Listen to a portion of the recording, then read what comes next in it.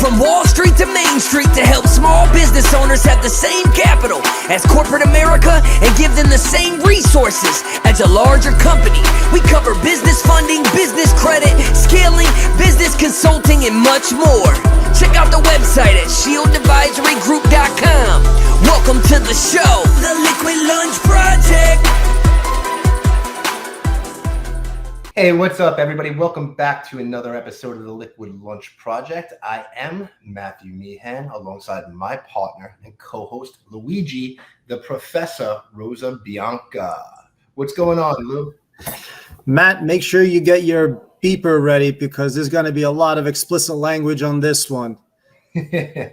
Lisa Hocker, former attorney, now marketing guru. Welcome to the Liquid Lunch Project, ma'am. Thanks, guys. Really good to be here. I'm excited for this. I've been looking forward to this for a while. Awesome. We're happy to be here. Lisa, you got a story, and it's really interesting, right? So you're an attorney. You moved from the courtroom into direct selling, right? Why don't you tell the audience how that happened? Well, thank you. I appreciate that. I mean, everybody has a story, but whether it's interesting to someone else or not, that's debatable, right? So when I was in high school, I knew that all I wanted to do with my life was be a prosecutor. I saw some really serious shit in a Newsweek magazine one day, and I thought, this is what I want to do with my life. So I went and I became a prosecutor. I did that for 5.5 years. Life happens, and sometimes we don't write our own scripts. And before I knew it, I had switched from being a prosecutor to being a criminal defense attorney. Which is another interesting story. To me, at least, it's interesting. And I do talk about it in my book. But I found myself defending, people who had been accused of horrible crime. And it turned out I fucking loved it. I absolutely loved it. I learned a lot about myself and about the law.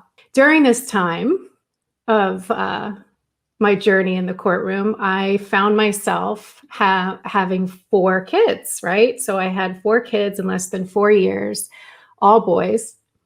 And I had wonderful nannies helping me all throughout, their childhood. And one day I woke up and my oldest was in high school. My middle was in middle school or junior high, as you guys say on the East Coast.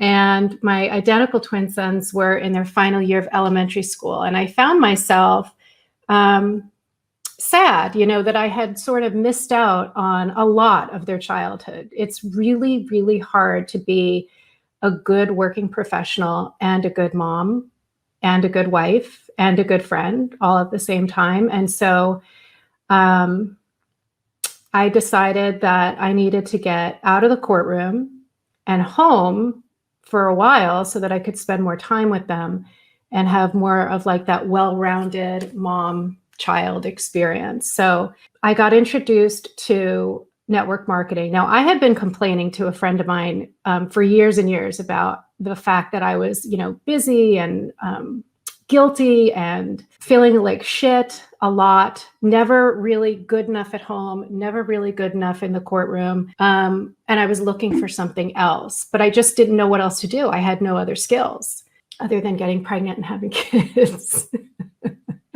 But I find that pretty hard to believe. I mean, you went through a lot of school, a lot of training. You became a prosecutor. I'm sure there's some skills that carried over. Well, it turns out that there were. I just didn't know it at the time. So one day, my friend that I constantly complained to was, talking to me about one of her clients who was in network marketing. I was like, what the fuck is network marketing? Like, what are you talking about? Selling Tupperware? What, Avon? Like, what are you talking about?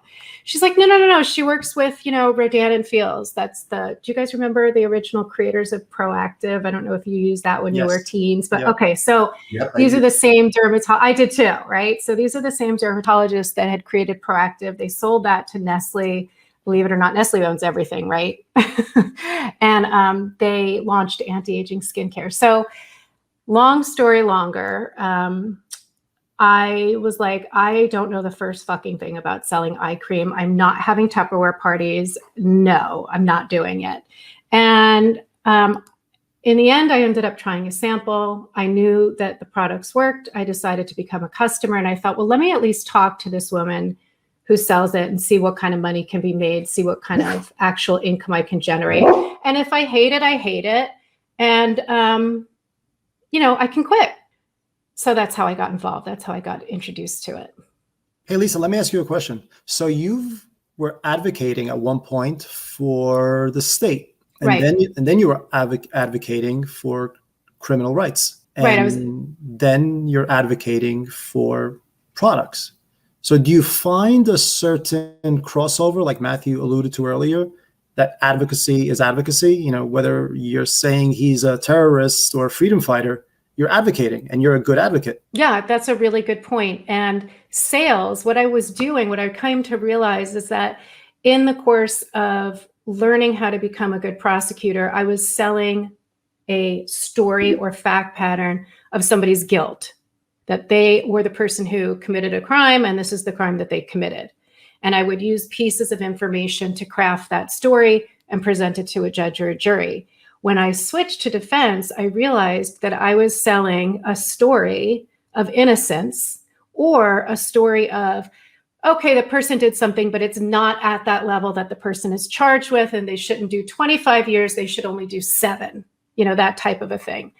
And now what I realize is that I am selling a story when I try to introduce the idea of network marketing for this particular direct selling company, Rodan & Fields.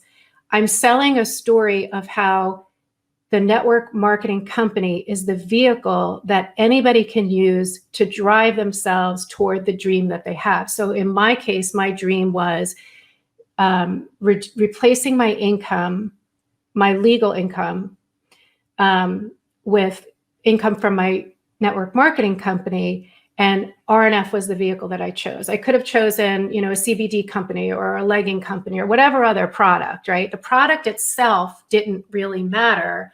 It was the vehicle that I used to drive me to my dream. And so I'm trying on a daily basis to sell that story to other women who need what I have, need the opportunity that I have or the skincare that I have. Yeah, I mean, you picked a great product because Rodan & Fields, it works and it's awesome. And I know because my wife was actually doing it for a while as well, part-time. But I mean, that company really set network marketing up for, how do I say this, the mom entrepreneurs out there, right? I mean, if you guys don't know this and don't know who Rodan & Fields are, they've done over $500 million in sales, right? This is not some mom and pop, hey, let me get in on this MLM. This is a real network marketing company that's doing big things. And most of all, the best part is the product actually works. I've actually used this. I've used it myself. I'm not gonna lie. That's great. That's really good to know. And if your wife is still involved, I'm happy to coach with her and train if she wants to get back into it and, jump both feet in. But we've actually become a $1 billion company. This is the second $1 billion. Wow. Mm-hmm. So, the doctors took this teeny tiny little market, which was the acne market within the skincare industry giant, and they created a $1 billion company out of Proactive. They sold that, they started this. We have now reached $1 billion status. Steve Jobs, amazing. Jeff Bezos, amazing. But how many $1 billion companies have they built? They've only built one each. These women have built 2 in their lifetime. And by the way, just so you know, Rodan & Fields is their side gig. They're each practicing dermatologists with their own separate practices in Northern California. This is a side hustle for them. Good for them. Right? It's fucking unbelievable if you think about it. So you went from the Courtroom to Rodan & Fields, but now you're venturing out on your own thing with, you're an author of your book, Direct as Fuck Sales, right? How many F-bombs were dropped in those courtrooms back in the day? I just want to know. Is it a little freeing to drop them these days? So if I didn't get to say the word fuck on a daily basis, I did not consider that a win. And I was in the court. So you have to remember, as a prosecutor, I staffed a courtroom, meaning I showed up at my office and I went to a courtroom, and I was there from all day, every day. When I switched to defense, I was a public defender. And again, I staffed a courtroom, meaning I was in court all day, every day. And there are certain court reporters that I'm still friends with to this day who, I would look at them as soon as the F-bomb was coming and they're like bracing themselves, like we still laugh about it on social media, or the faces that I would make to them before I dropped a bomb. I tried to work the P word in wherever I could. The C word is one of my favorites. And if I could say it in open court, all the better. So anyway, yeah. So the reason I wrote the book is because when I started Rodan and Fields, you have to remember, I was a full-time working attorney. I was divorced at the time. I had 3 different schools to drive to as a single mom, and I still had to be in court by 9 o'clock. So imagine what that looks like. So now I'm going to add in this new network marketing thing, and I have no idea how to do it. And so I'm adding something to my already overfilled plate, right? So I needed to come up with a system. So the way lawyers are trained to think, we're very linear, right? A to B to C to D, and then tie it all together. So what were the basic things that I needed to do to grow my business? Because sitting all day, I wasn't a mompreneur at home. I can't sit all day on my phone and just endlessly scroll social media, messaging people and posting shit. That just wasn't going to work. I needed a system. And I created a system in the first 6-8 months, and I called it the 5 daily steps, right? And I worked it. And the way I built my business, and I shit you not, no pun intended when you hear what I'm about to say, is I woke up in the morning, I grabbed my reading glasses, I took my phone, and I went to go pee. First morning pee. I sat down, I did my 5 reach outs saying, hey, Susie Q, I love my new business. It's doing great things for me. I'm really enjoying it. It could be a great fit for you. If I sent you some information about what I do, would you take a look? I sent that to 5 people, wiped, got up, and went downstairs to go get my morning coffee to start the rat race, right? So I knew that I had done the most important thing to grow my business in 3 minutes, taking a pee-pee. That's awesome. So what I learned as I went on is that the majority of people, both men and women, are too afraid of X, whether that is, what are people going to think of me? I'm not a good salesperson. I don't want to follow up with somebody 4 times because they're going to think I'm pushy. I don't want to lose a friend. So the majority of people can't get out of their own way to grow their network marketing business, whether it's in Rodan and Fields or any other product. So I decided, look, I'm having all this success. And the truth of it is that there is so much opportunity and so much money to be made that we can all win. So I put my method down in the book. I wrote it down. I put it out there for anybody to use. And while I was writing the book, my power partner and I came up with the idea of putting these income producing activities, the things that are going to grow your sales business forward, whether it's network marketing business or any sales business. I said, let's make it fun. Let's gamify it for people to help them create consistency. So I put the income producing activities on a side of 2 dice. And I created these custom sales dice along with my power partner. That's awesome. I think so. No, I was checking it out. You beat me to the punch. I was gonna ask you about the dice and how they came about. So yeah, they just came about while I was sort of writing the book. It just, another idea kind of came through, and the thought is look, everybody has trouble being consistent, right? People rely on motivation rather than discipline. If that weren't true, then everybody would be super fucking healthy, super fit. Everybody would be going to the gym,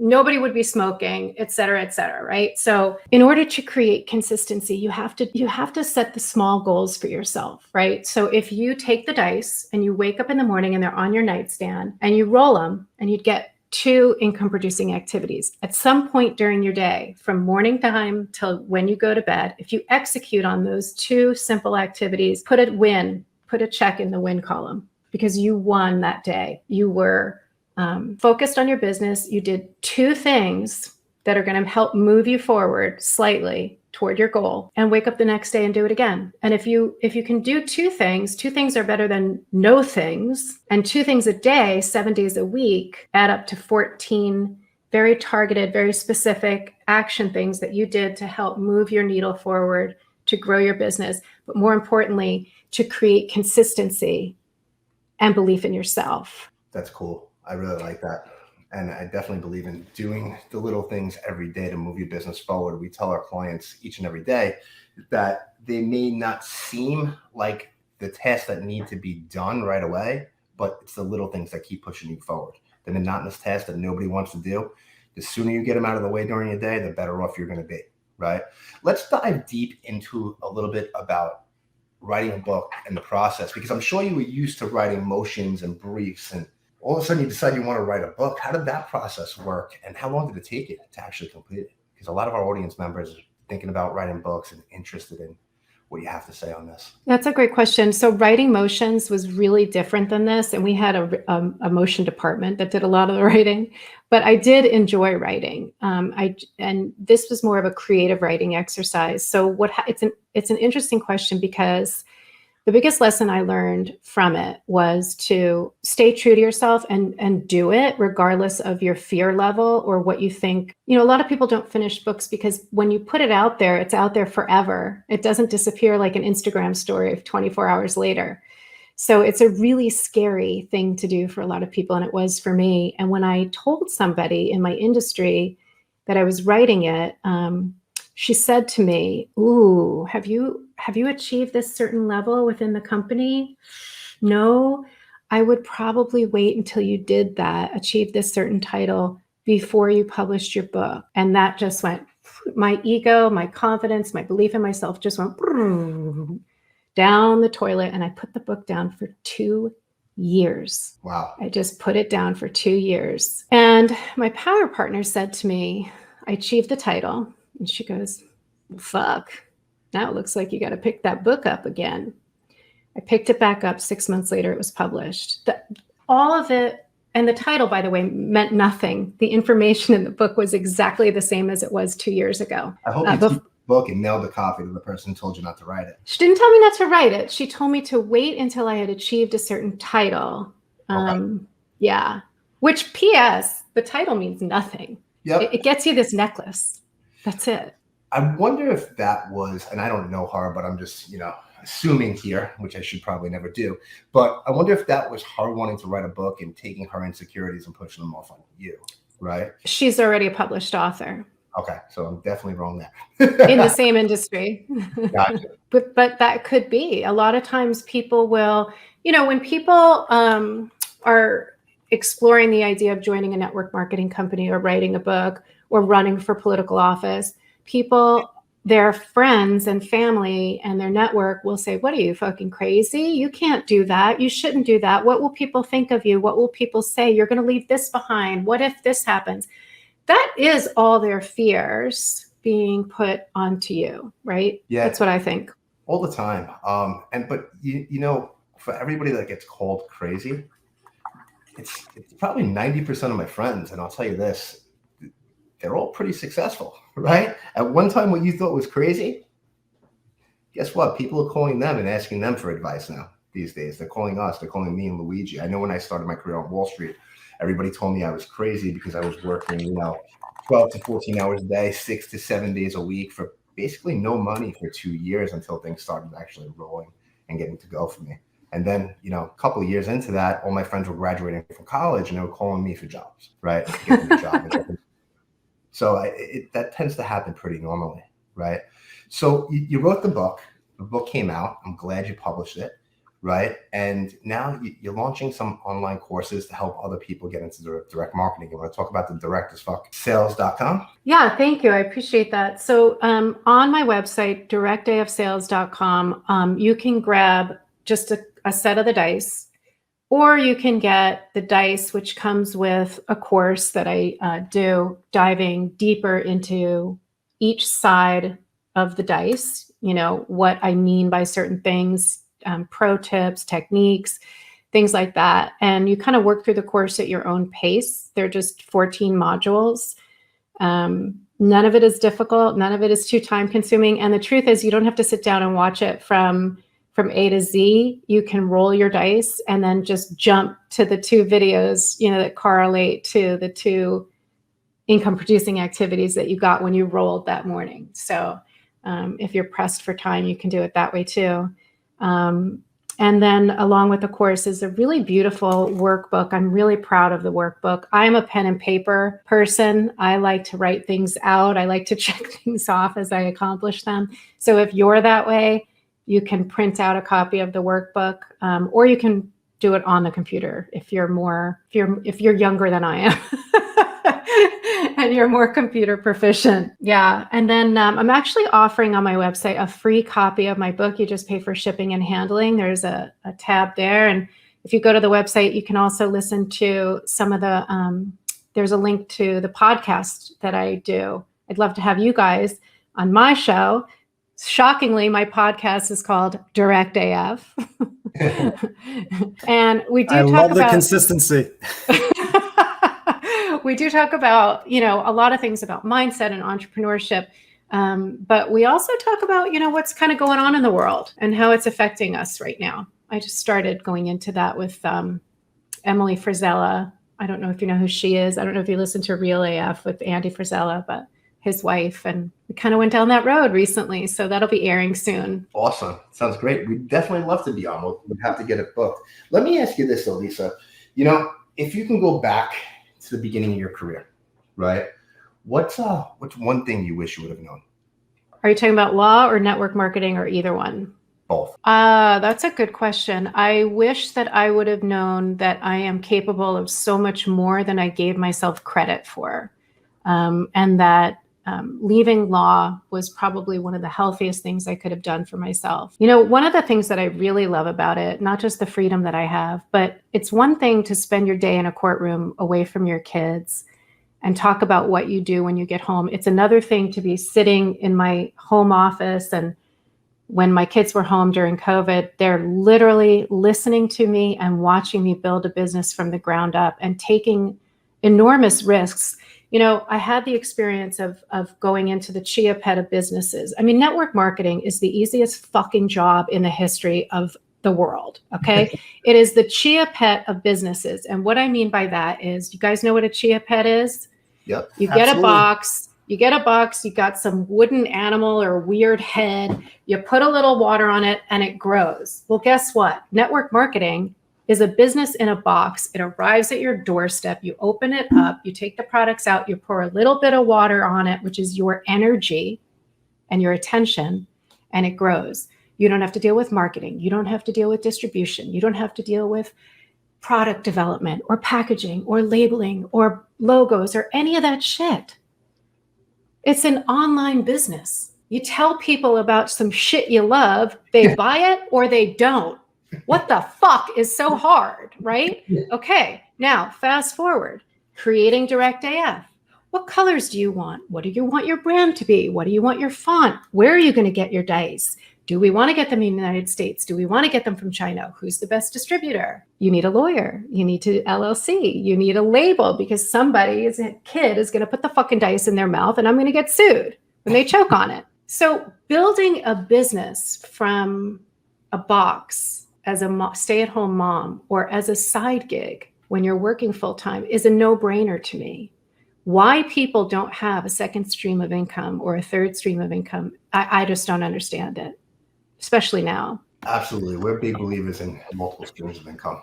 Lisa, I think there's something that always goes unsaid, right? There's that leap into the unknown, that fear of change, right? So when you made that transition, you didn't know where the next paycheck was coming from. You didn't know where the next revenue stream was coming from, but through the strength of your conviction, you made it happen. Some people just don't have that fearlessness to take that on. So kudos to you. Matt and I want to ask you one question that's near and dear to our heart, right? So you are a successful student of the system. You went to law school. You got a couple of initials after your name. You have 4 young boys. If your 4 young boys came to you and said, hey, Mom, what should I do for my education? Where should I go to school?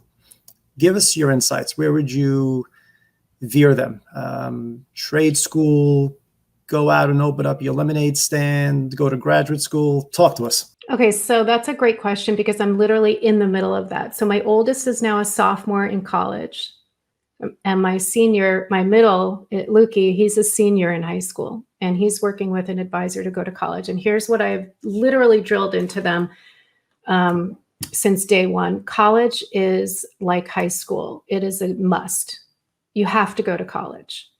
Not for the degree, not for what you study, but for the experience and the discipline of learning how to learn. You have to learn how to learn. Otherwise, you can't pivot in life. So I don't give a fuck if they're studying basket weaving or biology.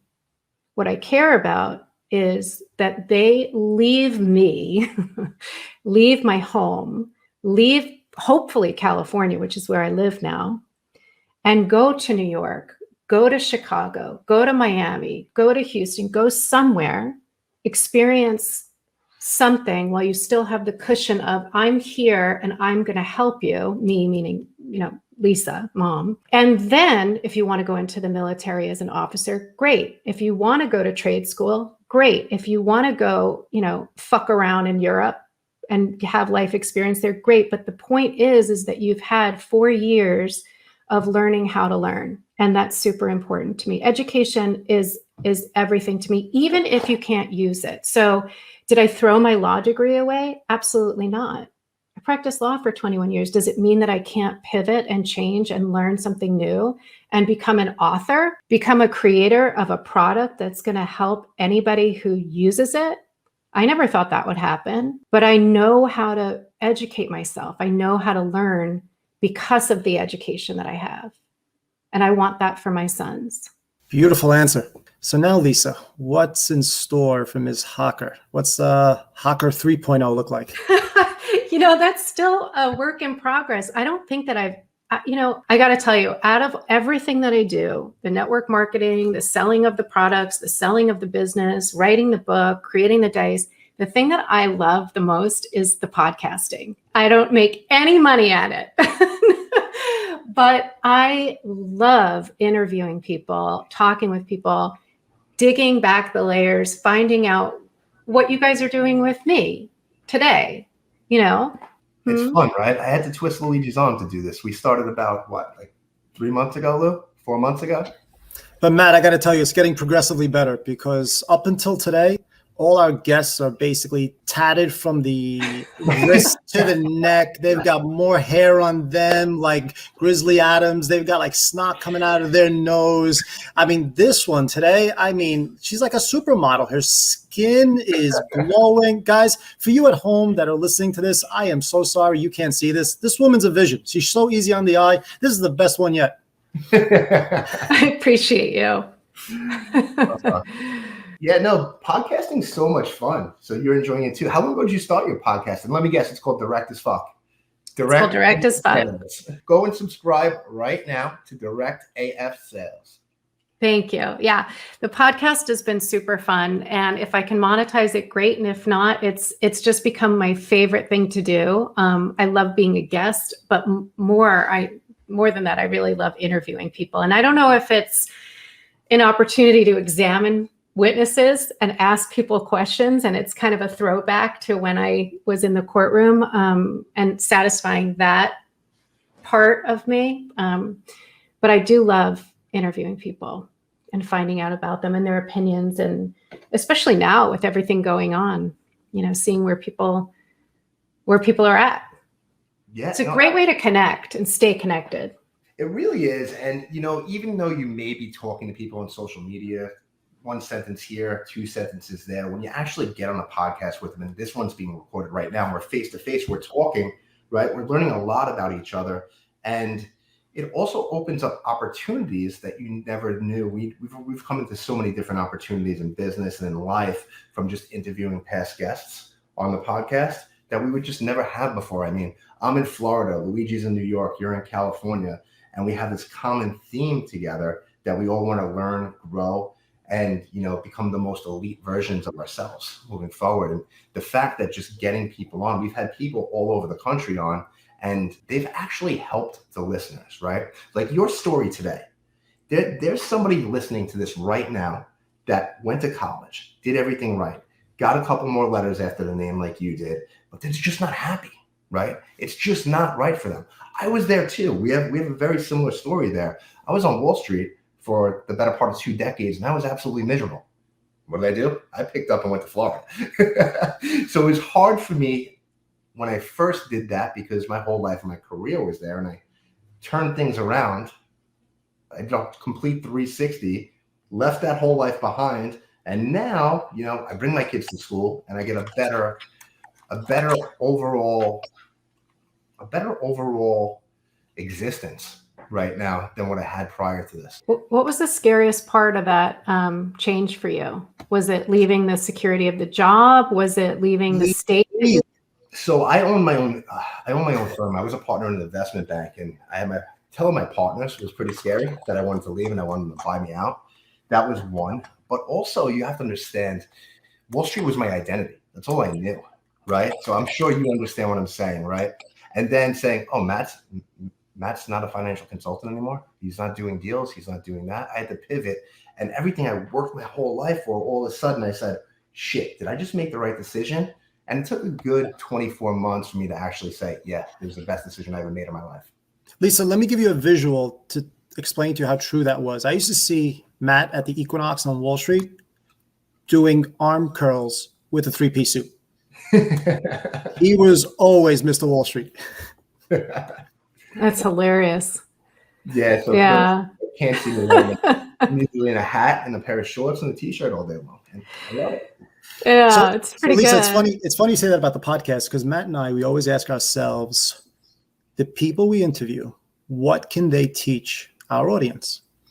And you taught our audience today a great deal. And for that, we thank you. Thank you. I appreciate the opportunity to talk with you guys, to get to know you a little bit before I have you on my show and have my audience benefit from you, from hearing your stories. I haven't heard Lou's story yet, but I know that I will. So I'll pull it out of him piece by piece. How much time you have? How long can you go? I'll go for as long as you guys want to go. Yeah, it's fun though.